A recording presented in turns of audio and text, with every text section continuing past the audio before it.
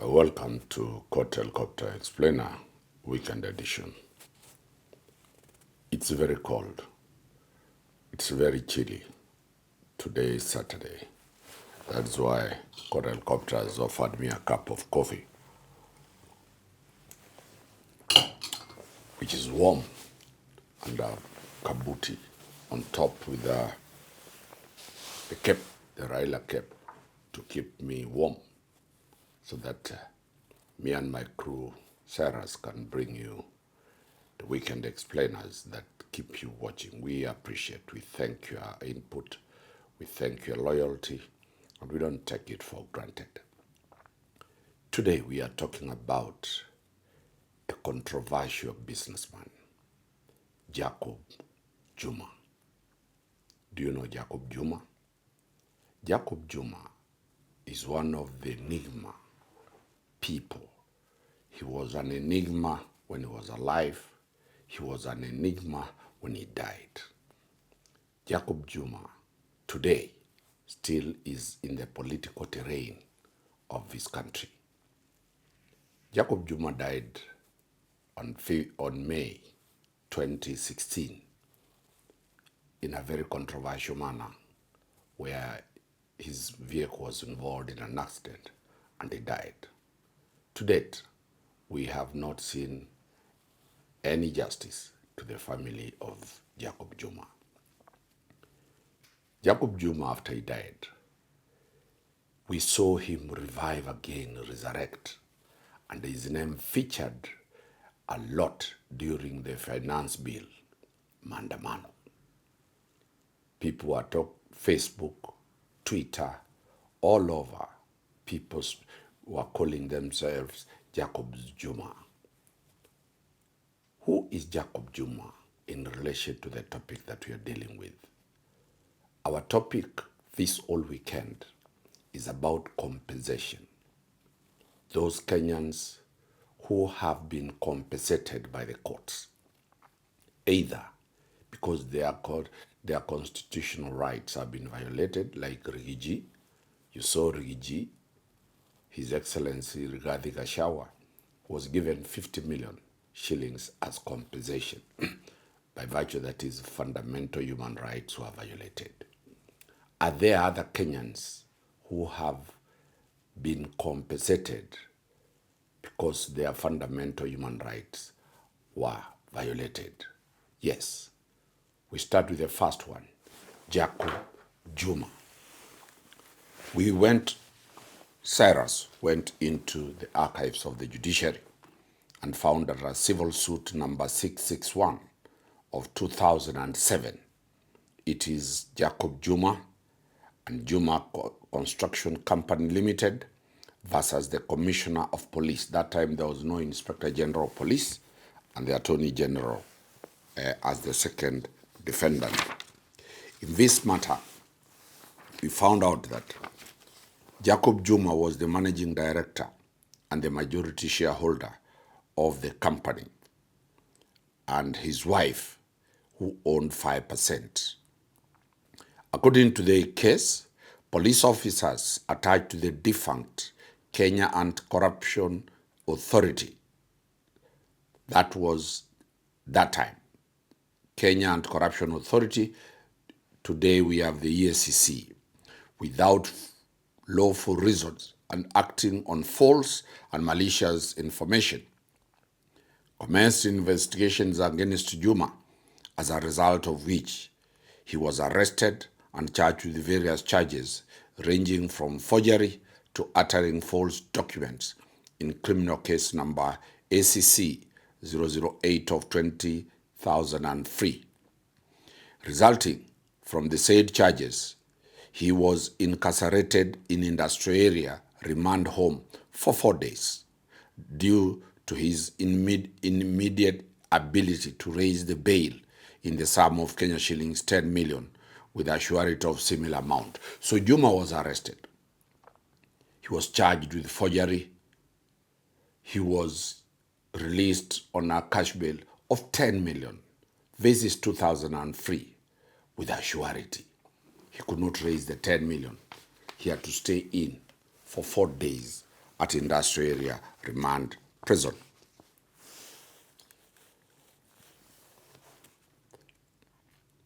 As a result of the said charges, it is pleaded that he underwent lengthy, arduous, agonizing, and stressful criminal trial attendances for a period of 66 days, and he suffered considerable expenses until 20th November 2006, when he was acquitted under Section 210 of the Criminal Procedure Code. So the trial proceeded for 66 days. He was arrested in 2003. He appeared in court 66 times. Can you imagine? Appearing 66 times until 2006, when the court found him innocent and acquitted him. The said investigations, arrest and charge it, is averred were not only unjustified and illegal, but were malicious, spiteful, punitive, and amounted to harassment and breach of fundamental human rights. As a result of the foregoing, he pleaded that he suffered damages, both special and general, as well as loss of business, as particularized in the plaint. So Juma is raising very, very serious issues. What did the judges find out?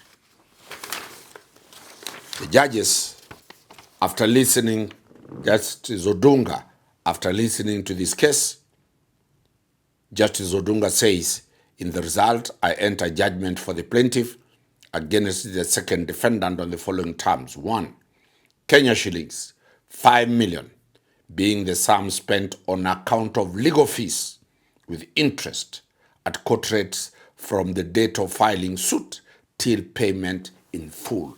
5 million shillings. Juma had hired lawyers to defend him. The lawyer's fee was 5 million shillings. You now know why lawyers are expensive. You now know why the lawyer's fees is not a joke. So when you go to a law firm and your lawyer tells you his fees is 5 million shillings, don't think he's overcharging you. That is what lawyer's fees is. This is in 2006. Odunga awarded the lawyer's fees 5 million shillings. 2,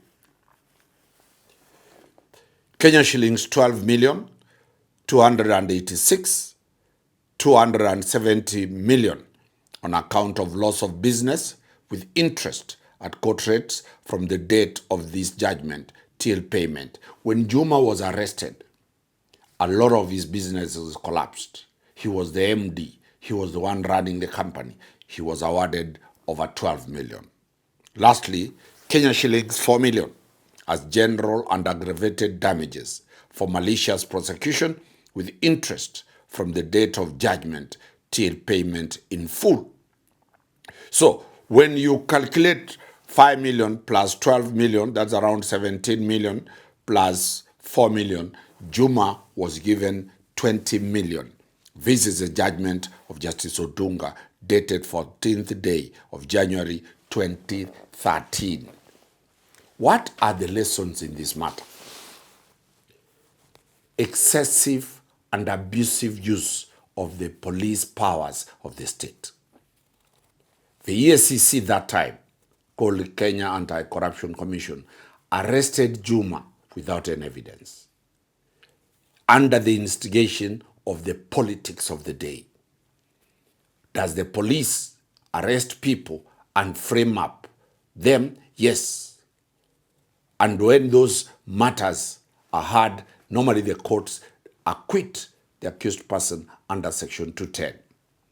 That allows the person who has been arrested, who has been framed up, to go to court for malicious prosecution. Jacob Juma, as I said, is an enigma. He started being harassed from 2003. It's not the first time. The harassment Juma was dragged to court. His companies were dragged to court.